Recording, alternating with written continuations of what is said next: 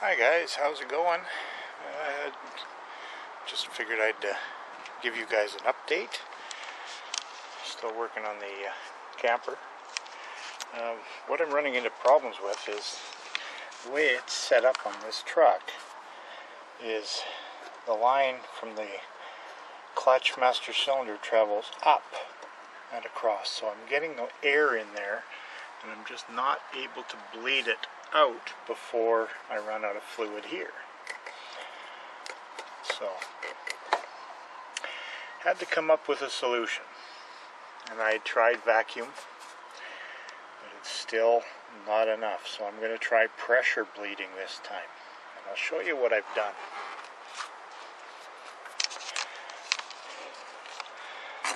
I've got this is actually an electrical plate off of a round or octagonal box, plus a Schrader valve from a car, but I took the insert out so I can use it for pressure. And this is just some chain from a hanging lamp that used to be here that we got rid of. And the stuff on the bottom here is actually the rubber that they coat saw blades with when you have them sharpened, that kind of rubbery stuff that coats them so you don't get cut and it protects the blades. Well, I don't know if you guys realized, but you can heat that up with a heat gun and it'll go liquid and you can reuse it. So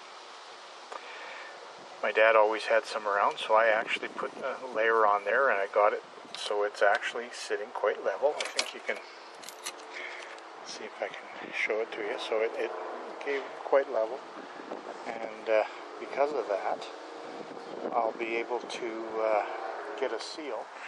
Okay, so I melted it down like I'd mentioned and got it to pool, and that should give me a seal on the top of the master cylinder here.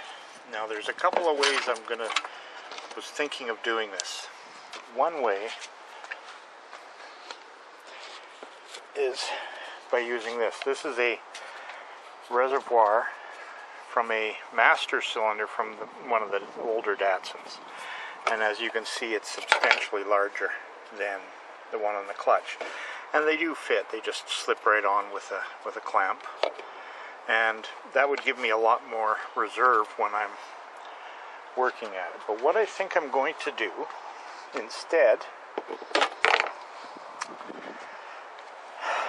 is use this plate, and basically it'll fit on top of there, and I'll be able to use the chain to clamp around it and hold it on, and then I can just pressurize it very slightly, just slightly enough, just enough to blow or push fluid through. Of course, that would have been a lot easier if I hadn't dropped the wing nut that I have on there, but it didn't sound like it went all the way down, so hopefully it's reachable. I see it, so there it is.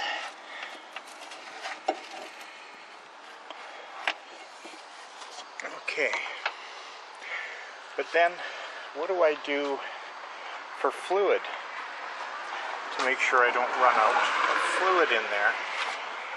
Well, I think what I'm going to do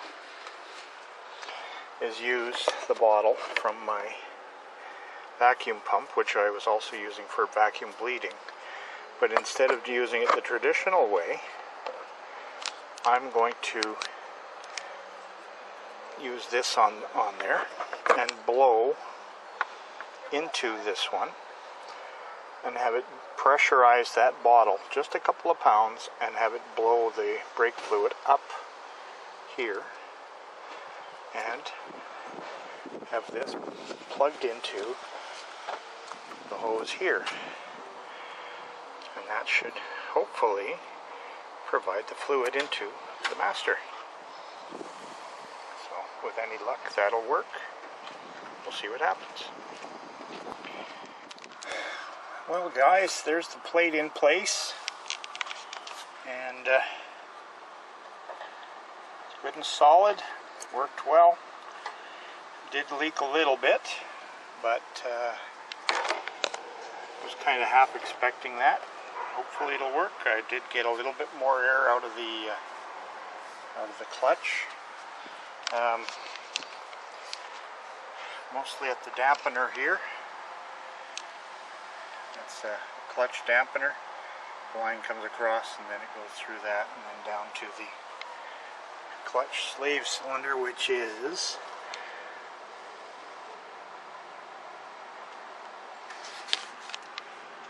way down there where it's not focusing. Okay, there, I can get it maybe. You can just see that shiny rod right there. That's the push rod, and there's the slave cylinder right there. And I did get air out there too, so hopefully that'll work. And I did notice that the clutch fork is moving farther than it was before. So hopefully that'll do it. We shall see though. Now it's just a matter of getting this thing off without making a huge mess. Hopefully I didn't run the fluid too low. But it did seem to work. I think that rubber was too soft. I think that was the problem.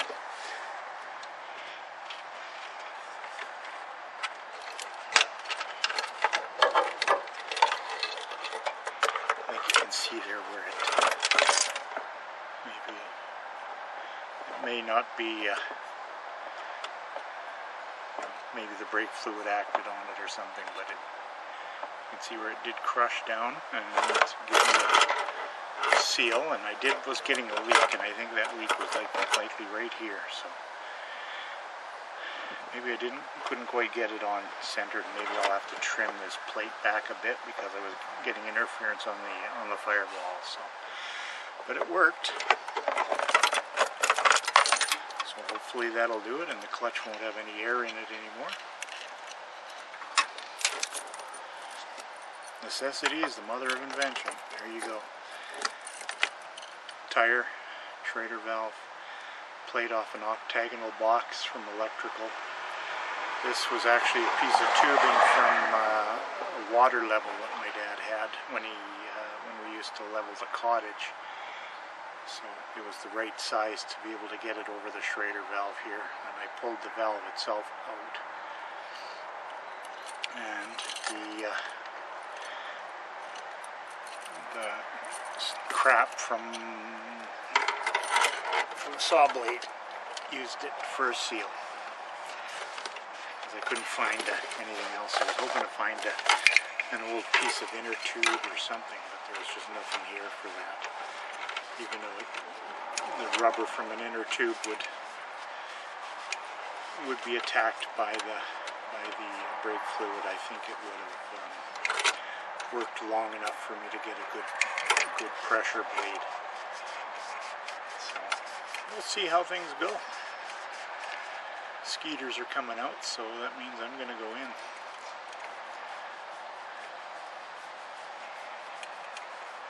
First I'll put tools away and maybe start the truck, start the camper, and see what happens.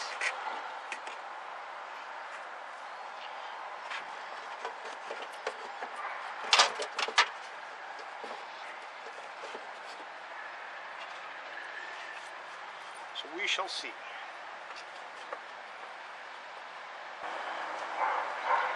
So, I know I didn't show as much as I wanted on this video, but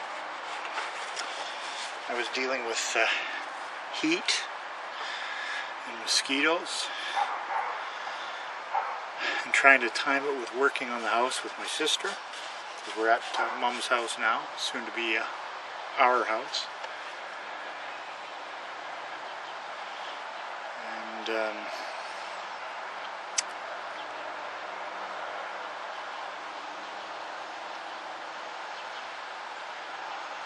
Don't have a lot of energy, but whatever little energy I had, I actually did something. So frustrating. You know, I haven't bounced back from all the stuff with Mom. You know, I spent a lot of time with Mom, you know, from February until May when she passed away. And, you know, that was a mentally draining, physically draining, and you know, just not a lot you can do about that. You just do what you do and move on. But when you have a chronic illness that automatically gives you fatigue, and that fatigue is pretty great. It's kind of works like an enemy. So now I'm just kind of trying to clean up the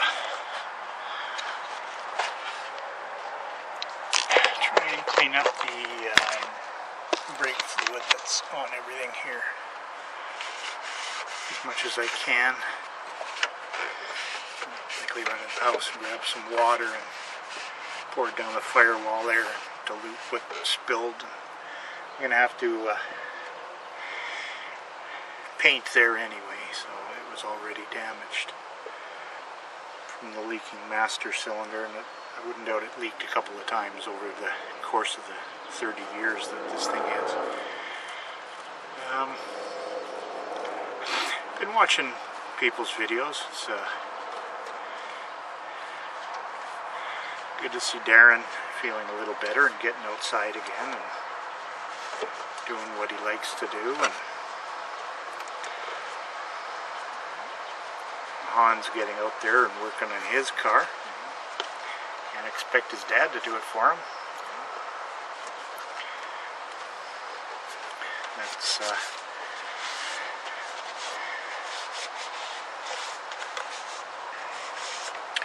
kind of just the way things are, I guess. Why is that back here? It's supposed to be farther up.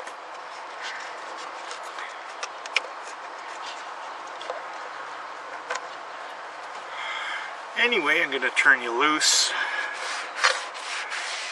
before I get eaten alive by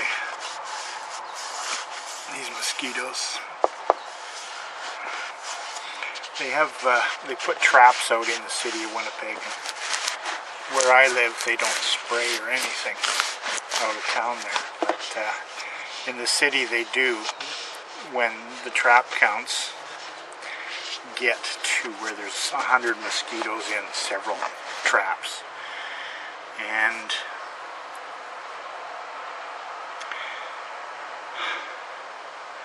anything below 25 they don't do anything,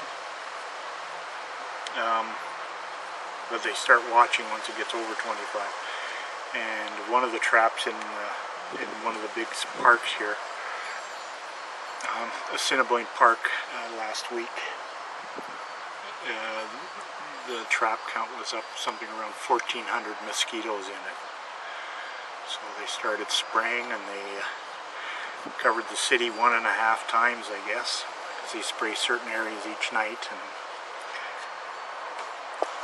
then they figured they had it, and the trap count was down, so they stopped. And the next day, the trap count was up like 600 or 700 again. That's how fast it happened. But part of the problem is people can opt out, and they have buffer zones, so people that are nature lovers can phone in and tell them they don't want their yard sprayed, and the buffer zone, I think, is 300 meters or something, or 90 meters or something. There's a lady down the street here that she's always been one to phone. I remember my mom and dad visiting with her when she had walked down here, was walking and talking to them about the mosquitoes, and she mentioned that she requested the buffer because she didn't want the spray getting on her flowers in her yard. But when the mosquitoes get that bad, you can't do anything outside. It's just brutal, you know. So she keeps her flowers nice, and everyone that wants to work outside has to spray his chemical all over their skin and hope for the best, you know.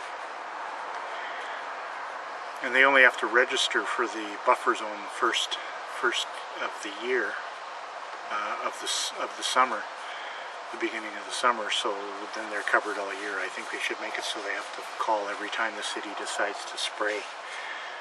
And actually, I don't think they should be buffer zones if the mosquitoes get that bad with all the West Nile and all the other stuff out there. Better getting spraying them so the a few mosquitoes and maybe a few other critters, flies and stuff, don't make it. But you know.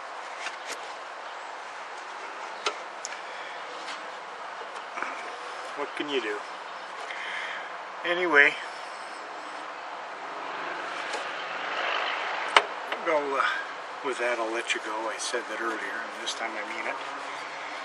So, from a mosquito-infested Winnipeg, Manitoba, Canada, take it easy. Have a good one.